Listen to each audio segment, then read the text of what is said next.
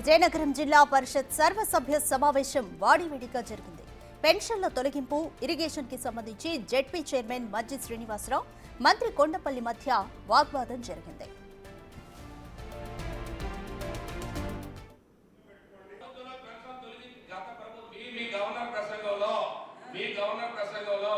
మా ప్రభుత్వం ముగిసే నాటికి ఇచ్చే పెన్షన్లన్నీ మీరు ఇచ్చే పెన్షన్లన్నీ అనేది క్రిస్టల్ క్లియర్ గా అంకీలు ఉన్నాయి.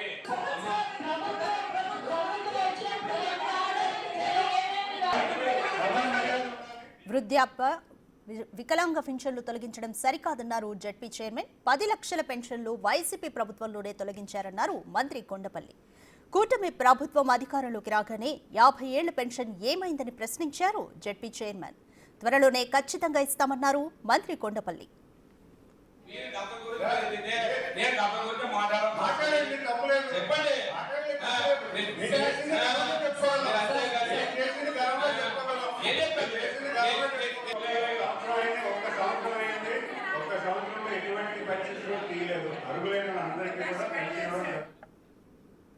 రైతులకు సాగునీటిని అందించడంలో కూటమి ప్రభుత్వం విఫలమైందని చైర్మన్ అన్నారు.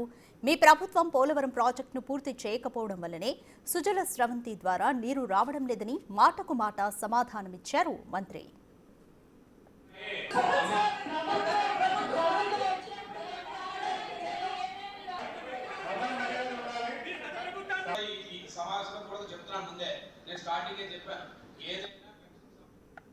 రైట్, మోర్ డీటెయిల్స్ మా ప్రతినిధి శివశంకర్ అందిస్తారు. శివశంకర్, విజయనగరం జిల్లా పరిషత్ సర్వసభ్య సమావేశంలో జెడ్పీ చైర్మన్ మజ్జి శ్రీనివాసరావుకి మంత్రి కొండపల్లికి మధ్య వాగ్వాదం జరిగింది. కంప్లీట్ డీటెయిల్స్ ఏ విధంగా ఉంటాయి?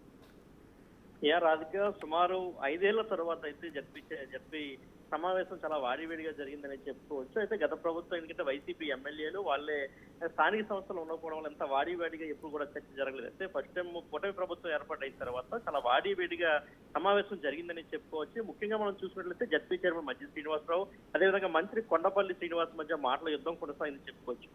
సాగునీటికి సంబంధించి అదేవిధంగా వృద్ధాప్య వికలాంగ పింఛన్లు ఈ 2 అంశాలకు సంబంధించి చాలా సుదీర్ఘంగా వాగ్వాదం అయితే చోటు చేస్తుంది. ఎందుకంటే మీరు పింఛన్లు తొలగించడం సరికాదని జడ్పీ చైర్మన్ మజ్జి శ్రీనివాసరావు అంటే మీ ప్రభుత్వంలోనే సుమారు 10 లక్షల పింఛన్లు తొలగించారు తప్ప మా ప్రభుత్వంలో అర్హులకు సంబంధించి ఏ ఒక్క పింఛను కూడా మీరు తప్పించలేదు, అటువంటి పనులు మా ప్రభుత్వం చేయబోదని మంత్రి కొండపల్లి శ్రీనివాస్ సమాధానం ఇచ్చారు. అదేవిధంగా ఇక మనం చూసుకున్నట్లయితే 50 ఏళ్ళకి మీరు పెన్షన్ ఇస్తున్నారు. ఇప్పటివరకు కూడా మీ ప్రభుత్వం ఏర్పడి 7 నెలలు గడుస్తున్నా కానీ ఇప్పటివరకు పెన్షన్ ఇవ్వలేదు. 50 సంవత్సరాలు దాటితేనే జడ్పీ చైర్మన్ మజ్జి శ్రీనివాసరావు ప్రశ్నించారు. దానికి కొండపల్లి శ్రీనివాసరావు కూడా అదే రీతిలో సమాధానం ఇచ్చారు. ఖచ్చితంగా వస్తుంది, త్వరలోనే ఇస్తాము, ఎట్టి పరిస్థితుల్లో మాట తప్పేది లేదని చెప్పి కొండపల్లి శ్రీనివాసరావు అయితే చెప్పడం జరిగింది. అదేవిధంగా మనం చూసి సాగునీటి అంశానికి వస్తే రైతులకు సంబంధించి సుమారు 2.75 లక్షల ఎకరాలు విజయనగరం జిల్లాలో అయితే సాగులో ఉంది. దీనికి సంబంధించి వాటర్ సరిగా అందించలేకపోతున్నారని జడ్పీ చైర్మన్ మజ్జి శ్రీనివాసరావు అంటే కొండపల్లి ధీటుగా సమాధానం ఇచ్చారు. మీరు పోలవరం ప్రాజెక్ట్ ని నిర్లక్ష్యం చేశారు, తద్వారా ఉత్తరాంధ్ర సుజల స్రవంతి ప్రాజెక్ట్ అయితే పూర్తి చేయలేకపోయారు కాబట్టి వాటర్ మీరు సరిగా అంటే అక్కడి నుంచి వాటర్ సరిగా రావటం లేదు, అందువల్ల కొంత ఇబ్బంది అవుతుందంటే ఇది కూడా సమాధానం ఇవ్వడం జరిగింది. ఇదే విధంగా మనం చూసినట్లయితే ఈ మొత్తం అంటే విజయనగరం జిల్లా వ్యాప్తంగా మనం చూసుకుంటే మొత్తం అందరూ కూడా కూటమికి సంబంధించి ఎమ్మెల్యేలు ఉన్నప్పటికీ కూడా ఉమ్మడి విజయనగరం జిల్లాకు సంబంధించి మంత్రి కొండపల్లి గజపతిరావు నియోజకవర్గం నుంచి మంత్రి కొండపల్లి శ్రీనివాస్, అదేవిధంగా బొబ్బిలి నియోజకవర్గం నుంచి బేబీ నాయన, అదేవిధంగా ఎంపీ కలిసి టప్పలడి కేవలం వీరు ముగ్గురు మాత్రమే హాజరవడం జరిగింది. మిగతా ఎమ్మెల్యేలు ఎవరూ కూడా ఈ యొక్క సమావేశానికి హాజరు కాలేదు. అదేవిధంగా మంత్రి గుమ్మడి సంజయానికి అయితే ఆహ్వానం అందలేదని టీడీపీ నాయకులు అయితే విమర్శిస్తున్న పరిస్థితి. ఎందుకంటే మంత్రి గుమ్మడి సంజయాని మంచి వక్తగా మనం చెప్పుకోవచ్చు. ఎందుకంటే సుదీర్ఘ రాజకీయ అనుభవం ఉంది ఆవిడకి.